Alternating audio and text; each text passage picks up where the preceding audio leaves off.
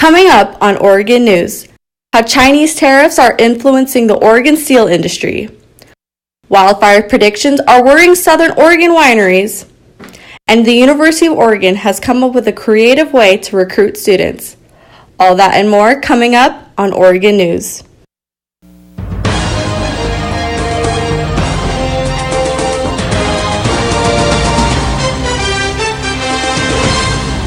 Good afternoon and welcome to the premiere of Oregon News. I'm Emma Childs. And I'm Evita Garza. Here are today's top stories.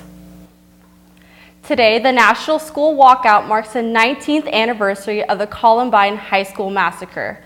Students will be raising awareness of gun violence by walking out of school.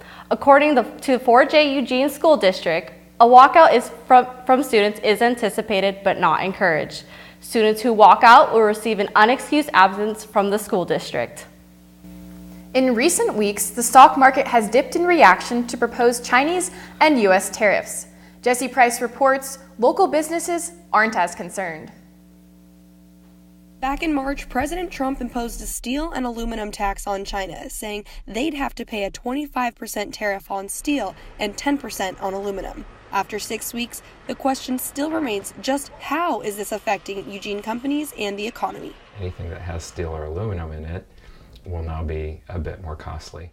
That's Bruce Blonigan. He's a University of Oregon economics professor. He says, in theory, this could mean a gain for U.S. steel and aluminum manufacturers, but with a small gain could come a larger loss for consumers. Prices will go up, but it'll be a little bit on lots of things, and that adds up quite a bit. And it ends up adding up to being a lot more losses. Stuart McConaughey, the corporate purchasing manager for Far West Steel, says he could also see the consumer having to pay a higher price in the long term. The market was strong leading up to the implementation of the tariffs, so business was good and commodity pricing was increasing already. Yes, prices were rising. It wasn't all due to the tariffs that we've seen. For right now, Far West Steel hasn't been shocked by any drastic price changes to the steel they're purchasing. 5 other businesses I talked to said they hadn't felt much of an effect either, but the president of Bike Friday said they had seen increased prices for some materials. I spoke to Hannah Scholv over the phone. She tells me Bike Friday has taken some of the blow but had to pass on some of that increased price to their consumers. Other shops like Blue Heron told me they haven't seen or felt much effect from the tax. It's hard to pinpoint how these tariffs will impact the local economy in the long run, but time will make the effects of these tariffs more clear. For Oregon News, I'm Jesse Price. Shortly after the president announced the steel and aluminum tariff, China announced a tax on U.S. produced pork. The steel and pork industries won't be the only ones affected by tariffs. The Chinese have also announced a hazelnut tariff. Oregon's Filbert Industries see this tariff as an opportunity. According to recent press release, Oregon has been shipped roughly half of its hazelnut to Asia for years. The current 25% tariff has restricted direct sales to China, putting growers at a disadvantage to other U.S. and Chilean nut industries. Now the Chinese say they are going to add another 15% tariff. But a recent meeting between a Hazelnut Growers Association and Chinese officials gave the growers hope for continued conversations and cooperations in the future. According to the press release, no promises or commitments have yet been made, but the industry is hopeful tariffs will be lowered in the long run. In other economic news, you may be surprised to find that on the national list of cities with housing shortages, Eugene is ranked number 2. Lorna Parra reports. If you've been looking high and low for a home in Eugene, you've probably realized the lack of. And the ones that are available quickly go from for sale to sold. Jerry Long and his family have lived in Eugene for the past 40 years, but they realized it was time for a change. We wanted to downsize. At our age, it's getting to be too much work. So we just decided it was time for us to get a smaller place.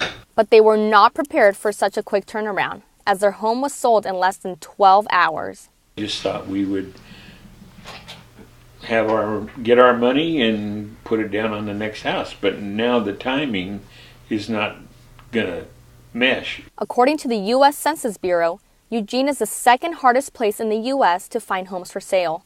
This means the demand is at an all-time high, but the supply is low. Principal broker and owner of Oregon West Real Estate, Cheryl Kinley, has been selling homes for the past 28 years. She says in the 90s, there used to be on average 150 properties available in Eugene. Compare that to 3 weeks ago, there were only 14 available. I say it's good if you're a seller, but you as a seller better have plan A, B, or C because of how quickly your home is more than likely going to sell. Now, Kinley knows to warn her clients that as soon as their home goes on the market, they better be prepared to move. Reporting for Oregon News, this is Lorna Parra. And the worst city to find in America to find housing? Seattle. Those blue bikes popping up all around Eugene can now be rented by people in need of a ride. Eugene's bike share system held a launch party for the bikes yesterday. The program allows people to check out bicycles for short trips around the city. The public program will provide 35 bike stations and more than 300 bikes from downtown Eugene to the UO campus and the Whitaker neighborhood. There are different pricing options depending on how often a rider plans to use the bikes. Rental stations will feature credit card kiosks, but riders can also make payments through a mobile app.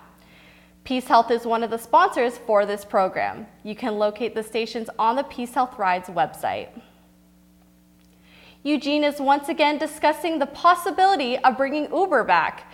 Changes to the city code that would allow the rideshare companies back in Eugene were discussed at the public hearing on Monday.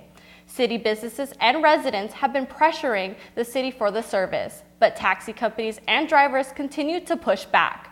The city councils will vote next week to make a decision.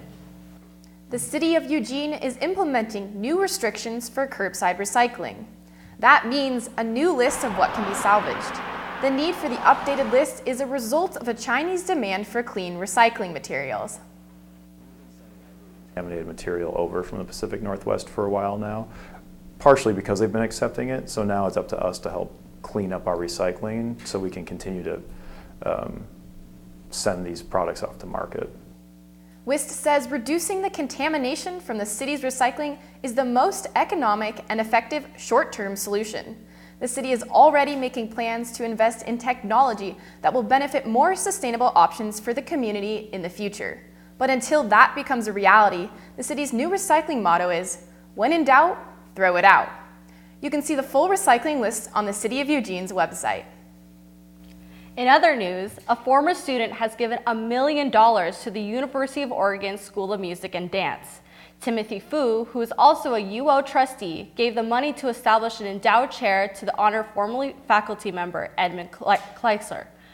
Cycler taught for 37 years and established a UO Chamber Music Series, which just finished its 15th anniversary. Cycler died in 1988. The endowment from Fu will also allow the university to provide scholarships and bring in guest artists. Speaking of donations, a local veterinary clinic says it could use some help. Community Veterinary Clinic is a nonprofit, low-income clinic in Eugene. A pet owner's finances are not considered when it comes to treating their pets. That means the clinic depends on donations, and recently that's been a problem. According to clinic director Cheryl Lynn Purcell, they need at least a part-time veterinarian. Until they get one, they can only open their doors once a week. Purcell says soon they won't be able to continue their services without any help from the community. For the remainder of the month, their sponsor, Tito's Vodka, will be fundraising at Level Up Arcade and at Taylor's Campus Bar.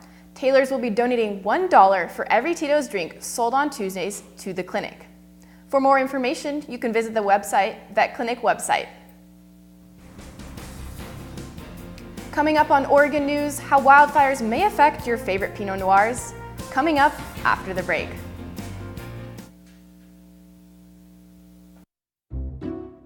I'll never forget the day our landlord called and said, read your lease. No pets allowed. My owner tells him my dog ate the lease, but that didn't work. And now I'm stuck in a shelter. But this pit bull is ready for a new crib. I'm loving, loyal, and play well with others. So don't be intimidated by all my muscles, because the biggest one I have is my heart.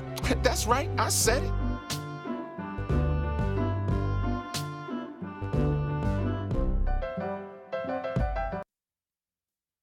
In Oregon cities have some of the worst air pollution in the nation. According to the American Lung Association, Eugene is ranked 24 on a list of the 50 worst air pollution cities. Other cities on the list include Portland, Bend, Medford, and Grants Pass. The ranking was determined by the U.S. Environmental Protection Agency, looking at the pollution levels from 2014 to 2016. While Oregon air is clear of smoke right now, wildfire smoke could be a challenge for winemakers this coming summer in Southern Oregon. If you were in Oregon last summer, you probably remember the lingering smoke filling the streets with haze. Air quality was a concern for many. But for the people of the Southern Oregon wine industry, this raised other concerns. There were concerns about smoke-tainted grape crops. But this isn't just a one-time concern from this past summer. It's not going to affect your ability to go out and enjoy a bottle of wine. You're still going to be able to get all of your favorite Oregon wines available. It is something that you might have to realize if prices go up slightly, or again, if your limited edition Pinot Noir wasn't available that year. Particularly if there was a lot of smoke, you have to realize that will change things. But the wine industry is here to make sure that you guys are going to get some great wines with our help. As consumers, you shouldn't have to worry about being sold a bottle of smoke-tainted wine in the store or tasting smoke-tainted wine at a vineyard. There are currently a number of precautions and factors winemakers take to avoid it, along with the technology in the process of being developed to eliminate it as an issue completely. For ourselves and our fellow winery owners, our impacts in the tasting room are also seen because when there's smoke in the air, people don't feel like going out and going wine tasting. They stay at home and they don't necessarily, they're not active. And so the impact of smoke is just a layer upon layer upon layer type of an impact, and grapes is just one of them. As the weather warms up, local rivers may look tempting. But last week, one man nearly drowned after attempting to swim in the Willamette River near Alton Baker Park. Eugene police say the man struggled in the cold, fast-running water before making it to a smaller island where he was rescued. Police are warning everyone to remember that the Willamette and other rivers can be dangerous at this time of the year. In 2016, a Springfield high school student died after attempting to swim across the Willamette. Although the temperatures are getting warmer, the river conditions are still not suitable for swimming. Rivers aren't the only dangers facing community residents. In the wake of increased criminal activity, self-defense classes are being offered at the University of Oregon. Riley Collin reports. Due to the increase in robberies and crime-related activities in the Eugene area surrounding the University of Oregon campus, students don't feel safe walking alone to and from classes through common trails like this graveyard right here behind me. In addition to this outbreak, the community is stepping together to implement new ways to make the community feel safer. Mackenzie Martial Arts in Eugene offers a free home and self-defense class every Saturday at 10 a.m. to all ages. This is a program that encourages everyone to learn Gracie Jiu-Jitsu, self-defense, and a number of significant ways to protect, be aware, and fight back against attackers. So we take things that have happened locally, right out of the newspaper, watch it on the news, and we have drills so people can go through that if they were ever in that situation. To see them be able to get on the mat and they grapple and they can beat boys, it's just so great for them to be empowered. And in our classes, our best students are the girls. A student discusses her experience and why she believes it is important to always be prepared.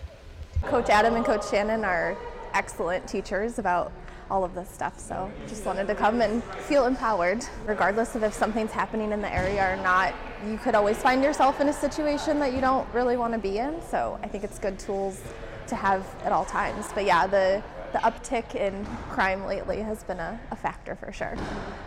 Reporting for Oregon News, I'm Riley Collin.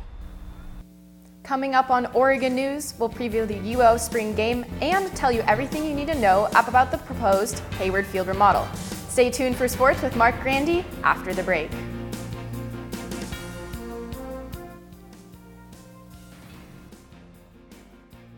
Bye-bye. Hi. Hoping for a crisp breeze to help keep you alert. Oh, he took a sip of water too. That'll probably help. You were probably going to turn down the radio too, so you could focus, right? Probably okay isn't okay. Right. If you see a warning sign, stop and call a cab, a car, or a friend. I think the water line is what really drove it home. I blew on him. Good afternoon and welcome to sports. I'm Marc Randy. There's a lot going on this week. Let's start with football. The Ducks wrapped up their final spring practice yesterday, but before Oregon can officially head into the offseason, the Ducks will play in the annual spring game on Saturday. Tomorrow marks the second straight year the Ducks have been led into the spring game by a new head coach. This year it's Mario Cristobal, who was on staff last year but had holes to fill after a number of coaches left for other vacancies. Junior quarterback Justin Herbert, who's playing under his third head coach in as many seasons, says spring ball has been valuable to get to know the new faces. A bunch of new guys came into place last year, and I think having a year with each other and just coming together and knowing each other has been huge. So I think communication's been key, and we've just gotten a lot better. Oregon graduated 2 power running backs last season in Royce Freeman and Kenai Benoit, leaving speedster Tony Brooks James and an inexperienced sophomore class to fill the gaps. Cristobal says the spring game will serve as an opportunity to see just how prepared the Ducks are to replace those two. Is it a challenge for them? Some of it is. The flip side is if you miss on them, they're gone. Okay, so there is a flip side. They might be a little bit smaller, and their power is not quite what those other guys were. On the defensive side of the ball, Coach Cristobal isn't worried about the line and is eager to see how the offensive line handles Coach Joe Salavea's position group. Coach Joe, Salavea, I mean, he's one of those guys as an offensive line coach. You got to buckle up every single day because these guys are going to be ready mentally. They're going to play with great fundamentals and pad level, and he's going to make them tough. Tomorrow's spring game also serves as the first look at how the Ducks will try to replace graduated defensive backs Arion Springs and Tyree Robinson. The annual spring game kicks off at 2 p.m. tomorrow at Autzen Stadium. No charge, but canned food donations are suggested. And now on to the softball diamond. After Oregon took 2 of 3 games against then number 7 Arizona State last weekend, the number 4 ranked Ducks returned to Jane Sanders Stadium this week for 4 games. Up first, a single game against the 2-time reigning national champions and the current number 2 Oklahoma Sooners, and it was all Ducks yesterday afternoon. In the first inning, tied at 0, a runner aboard at first base, DJ Sanders sends one over the left field wall, her 11th of the season, to give Oregon an early 2-0 lead. Jump ahead to the third inning now. Same score, 2 outs, and the base is empty for Mary Iacopo, and she follows suit, nearly hitting this one over the protective netting in left field. It's 3-0 Ducks through 3 innings. Oregon added 2 more runs in the fourth inning on RBI singles by Jenna Lilly and Sanders, but that was more than enough for starter Megan Kleist, who, aided by a caught stealing and a double play, faced the minimum in a 7-inning complete game shutout, allowing just 1 hit and striking out 5 Sooners. Oregon head coach Mike White was pleased with his team's offensive output and knows how valuable a win over an opponent like Oklahoma can be. We hit the ball. We did a really good job of hitting a very, very good pitcher. We wanted to learn more from this and be ready for the postseason. This is about getting ready for the postseason. You can't win the postseason now, but you need to get ready. And playing teams like that and seeing their approach and what they were doing, it's good for us. Kleist, who shut out the highest scoring team in the country, knows the importance of Thursday's win, but immediately turns her attention to the next game. Feeling good, coming off that win. It was a big win, but we got to come back tomorrow with the same fire and just explode out on that offense, just like we did today, to kind of back our pitchers up so we can kind of fool around with some pitches that we normally wouldn't and work around the zone a little bit more. And as you heard Kleist say, the Ducks play again today, welcoming the Stanford Cardinal for a 3-game series. First pitch of Game 1 is set for 6 p.m. from Jane Sanders Stadium. Meanwhile, Oregon baseball began an all-important 3-game Civil War series in Corvallis against number 7 Oregon State last night. Game 1 went the way of the Beavers. The Duck offense struggled to get much going in Corvallis against Oregon State ace Luke Heimlich, who allowed just 2 runs on 4 hits in 7 1/3 innings pitched. Oregon second baseman Kyle Kasser picked up 2 of the Ducks' 4 hits and also drove in a run in a losing effort. Oregon starter Matt Mercer suffered his 4th loss of the season, allowing 5 runs in 5 innings while striking out 6 Beavers. Game 2 of the series is today at 4 p.m. in Corvallis, and while neither team has announced a starting pitcher, sophomore Kenyon Yovan will likely start on the mound for the Ducks. In other news, on Tuesday, the University of Oregon officially unveiled plans for the renovation of Hayward Field. The university says the project will transform Hayward Field into the finest track and field facility in the world. The renovation includes classrooms, laboratories, and state-of-the-art locker rooms. It's expected to hold nearly 13,000 fans, but can go up to 30,000 for big events. The project is funded solely by private donations led by Phil and Penny Knight and is set to break ground in June of this year before its 2020 opening. On to the NBA. After losing games 1 and 2 in Portland, the Trail Blazers traveled to New Orleans for an all-important Game 3 against the Pelicans. Despite the change in venue, the result stayed the same. New Orleans beat Portland last night 119-102 behind 30 points from Nikola Mirotic and 28 from Anthony Davis. Portland's Damian Lillard struggled from the field again on Thursday night, hitting just 5 of his 14 field goal attempts, scoring 20 points. CJ McCollum and Al-Farouq Aminu joined Lillard with 22 and 21 points respectively, but it was not enough as the Blazers now face a deep 3-0 deficit. A win or go home Game 4 is scheduled for Saturday at 2 p.m. in New Orleans. And that will do it for sports. Riley, should Duck fans bring rain jackets or sunscreen to Autzen Stadium tomorrow? Mark, haven't you heard? It never rains at Autzen, but it's looking like we'll have some sun, so make sure you bring your shades. If you're staying in the Eugene area this weekend, lucky for you, it'll be dry with cleared skies. Today we'll have nothing but some sun. It's looking like it'll be the nicest day of the weekend, so go out and get outside. High of 67, sunny skies and a low of 44. Looking ahead to tomorrow, we'll have a partly cloudy morning with a high of 60, only 20% chance of rain, and expecting to have some cleared skies later in the evening. Again, a typical rainless day for Autzen and a perfect day to watch some Oregon football mid-afternoon. Sunday will have a high of 62 and some clouds across the day. 10% chance of rain and a low of 39. What a weekend, Eugene, starting to look a little like spring, excuse me. Heading up northbound to the Portland metro area, Portland is looking forward to a much clearer weekend compared to last weekend's windstorm. Mostly sunny today with a high of 67, 0% chance of rain, but it won't last for long. We're looking to have some later showers up to 50% chance of rain and a low of 47. Mostly cloudy tomorrow and a high of 57, low of 41, going to see a little rain sometime that afternoon. Sunday will be more clear, partly cloudy, no rain, and a high of 66. Moving on eastward to Bend, today staying sunny with a high of 67. There's a little chance of seeing rain later tonight. Saturday and Sunday, again, looking about the same. No rainfall, but partly cloudy, high of 58, then dropping down to a low of 34.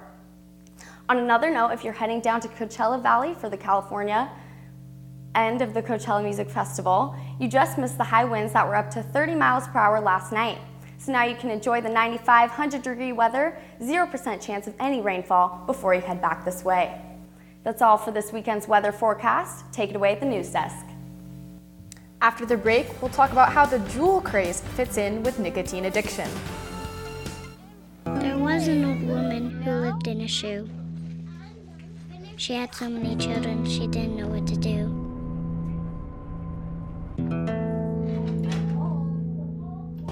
She gave them some broth without any bread and kissed them all soundly and put them to bed. Hunger is a story we can end. End it at feedingamerica.org.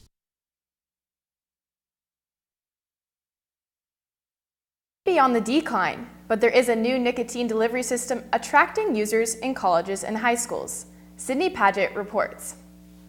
Just a few years ago, smoking areas on this University of Oregon campus used to smell like tobacco and cigarettes. Now it smells like fruit with the occasional hint of mint, all stemming from this tiny little pod. A modern cigarette, Jillian is taking high school and college communities by storm. But how is it really affecting those that are consuming it? Jillian doesn't leave a smell on your clothes like cigarettes do. Small enough to fit in a closed fist and virtually odorless, Juuls are rising in popularity among students. Sometimes I'll do it in class. I like to do it when I study. To me, it's a small little distraction. The fruity vapors may be a convenient replacement for cigarettes. However, the high nicotine content makes them very addicting. Professor Carnes at the University of Oregon explains. Nicotine itself is an addictive drug. It also has cardiovascular effects. Through vaporizing the substance, you haven't eliminated all the risks of cigarettes like stroke and heart attack. So using e-cigarettes over the long term, you're still increasing your risk of heart attack and stroke, as well as needing that substance in your life all the time and not feeling good about it when you don't have it. Dr. Karn says the Juul craze is not slowing down. In fact, she adds, as more and more students develop addictions to nicotine, it is only speeding up. Reporting for Oregon News, this is Sydney Padgett. Because the Juuls are relatively new, there is not a substantial amount of research on the long-term effects of these vaporizers. Oregon State University's Board of Trustees recently voted to increase tuition yet again. In-state tuition will go up by $8 per credit hour for full-time students studying on the Corvallis campus. This is a 3.7% increase. Out-of-state students will also see an increase in their bill. The rate will go up even more for OSU Cascade students. Around $2 million will be set aside to increase financial aid for students next year. The tuition raise will affect students beginning next fall. While many people like technology, some argue it's contributing to what's being called guilt tipping in the restaurant industry. Feeling obligated to tip is nothing new, but because ready-made tip suggestions when you go to pay, customers are feeling now they must tip. On tablets being used in smaller businesses such as coffee shops and ice cream parlors, tip options are given in either recommended dollar amounts or percentages. Because you pay before you get your drink or ice cream, some customers feel uncomfortable tipping for a service they haven't received. Companies such as Dutch Bros claim their tablets make easier for quick service and better for customers because it allows for quicker transactions. Eugene Dutch Bro manager Lance Watson says the POS system has increased the frequency of tips. The University of Oregon is working its marketing magic, trying to convince potential students to commit to the university next fall. These are virtual reality goggles. They're part of an effort to convince prospective students to enroll at the University of Oregon. They're relatively cheap at only $3 a piece, and they allow students to take a tour of the campus without being in Eugene. This is what students see when they put them on.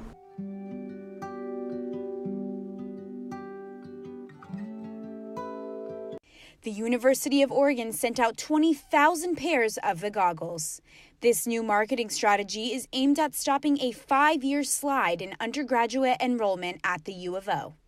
Cora Bennett is the director of student orientation programs. She believes the goggles are working. So all of our numbers for our regular tours and our Duck Days programs are all up, in some cases up by 25% for some of our students.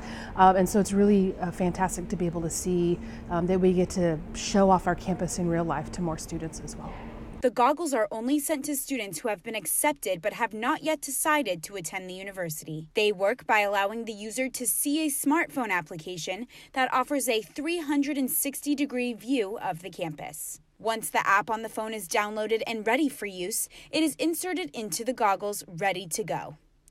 The panoramic views are interactive and offer walks to Autzen, riding with the duck on a motorcycle into the stadium, and in-depth explorations of all the schools. Shekinah Ocampo is coming to Oregon next year, and she says the goggles were one of the reasons she made that decision. It did prove like a great step in showing that U of O puts effort into letting its students know that it does care. UO advertising student Travis Kim says it was important that students helped design this project. Students get a really rare kind of sneak peek into that diversity of thought and experience through the app, and I think that's what makes it really special. Reporting for Oregon News, I'm Jillian Smuckler. There have been more than 10,000 downloads of the app after just 1 month of being launched, and the UO hopes this VR experience will drive enrollment in the future. Thanks for watching the season premiere of Oregon News. I'm Emma Childs. And I'm Evita Garza. Follow us on Twitter at Oregon News Now. Until next time.